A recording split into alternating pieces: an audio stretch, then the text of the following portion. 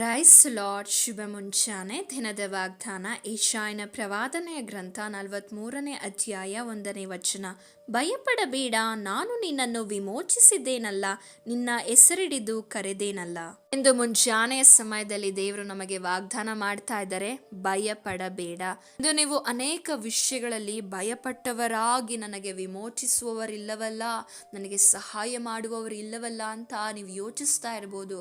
ಅನೇಕರು ಅನಾರೋಗ್ಯದ ನಿಮಿತ್ತವಾದ ಭಯದಿಂದ ಆಸ್ಪತ್ರೆಗಳಲ್ಲಿ ನೀವಿರಬಹುದು. ಯಾವ ಕೆಲಸಕ್ಕೆ ಕೈ ಹಾಕಿದರೂ ನನಗೆ ಸಫಲತೆಯನ್ನು ಕಾಣಲು ಸಾಧ್ಯವಾಗ್ತಾ ಇಲ್ಲ ಎಂಬ ಭಯ ನಿಮ್ಮಲ್ಲಿ ಇರಬಹುದು. ಕುಟುಂಬದ ಕುರಿತಾದಂತ ಭಯ, ಮಕ್ಕಳ ಕುರಿತಾದಂತ ಭಯ, ಸಾಲದ ಕುರಿತಾದಂತ ಭಯ, ಕೆಲಸದ ಕುರಿತಾದಂತ ಭಯ.